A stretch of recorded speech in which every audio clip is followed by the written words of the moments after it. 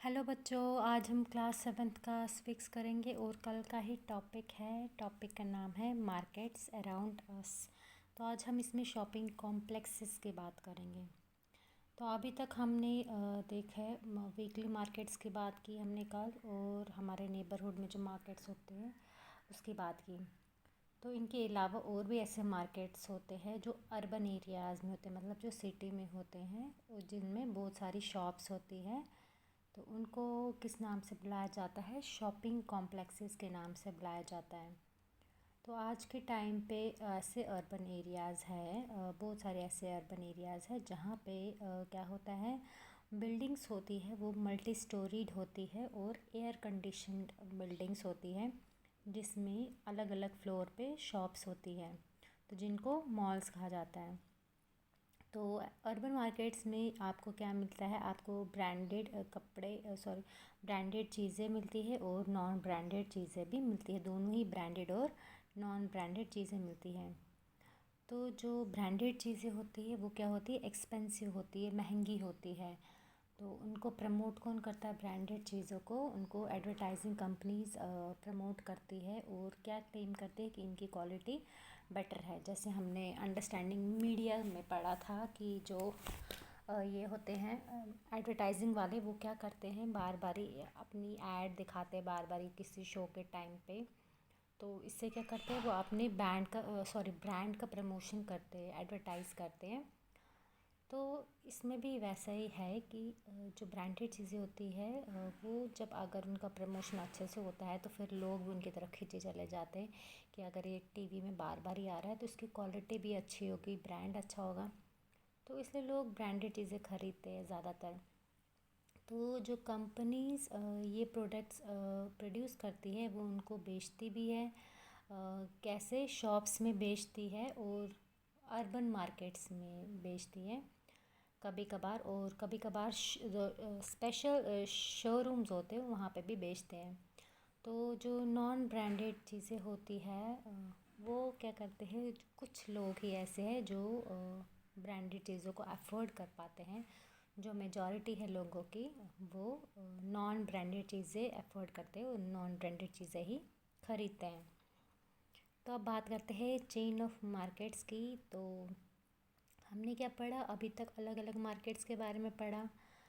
तो हमने ये भी पढ़ा कि हम मार्केट से सामान ख़रीदने जाते हैं, लेकिन ये जो सामान है ये आता कहाँ से है मार्केट में? जो जो ये शॉप ओनर्स हैं वो गुड्स कैसे बनाते, उनके पास ये ये जो सामान है वो कैसे आता है?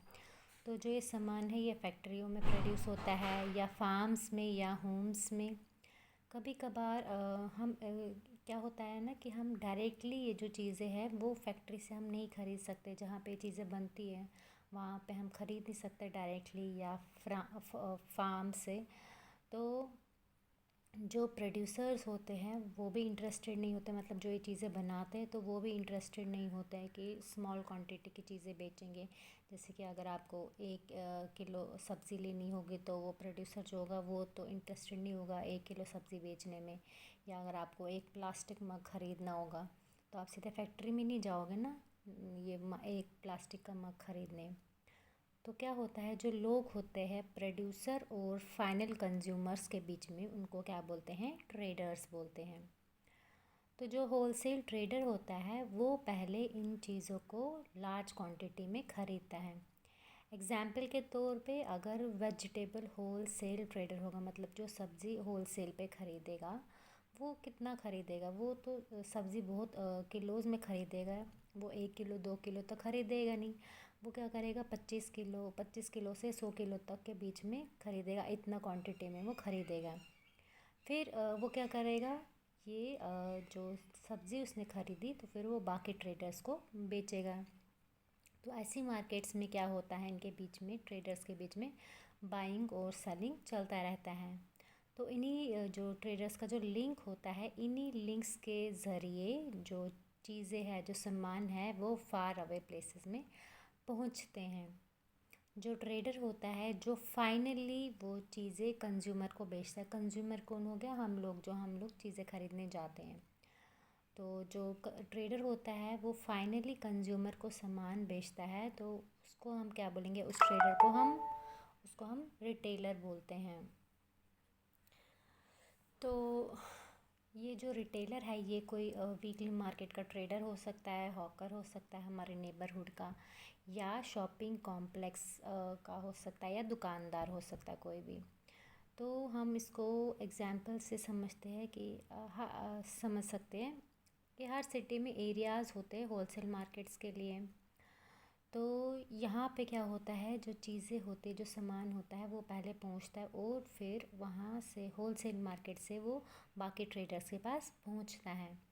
तो जो रोड साइड हॉकर होगा वो क्या करेगा, लार्ज क्वांटिटी में इन चीज़ों को ख़रीदेगा। मान लो अगर प्लास्टिक जो बेचता होगा वो प्लास्टिक आइटम्स को क्या करेगा, होलसेल ट्रेडर से बहुत ज़्यादा क्वांटिटी में वो सामान ख़रीदेगा। फिर वो क्या करेगा, सिटी में जाएगा वो सामान ख़रीदने, फिर वो क्या करेगा, वहाँ से निकल के फिर वो सामान बाकियों को, मतलब हम उससे ख़रीदेंगे वो सामान। तो हम क्या करते हैं ना कि इसी तरीके से जो ये चेन है मार्केट्स का वो सेटअप हो जाता है।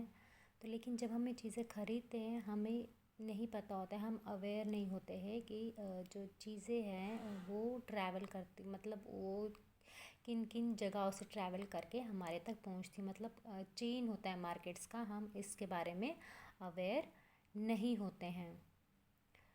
तो आज के लिए इतना ही, इसके आगे हम कल कंटिन्यू करेंगे। Thank you.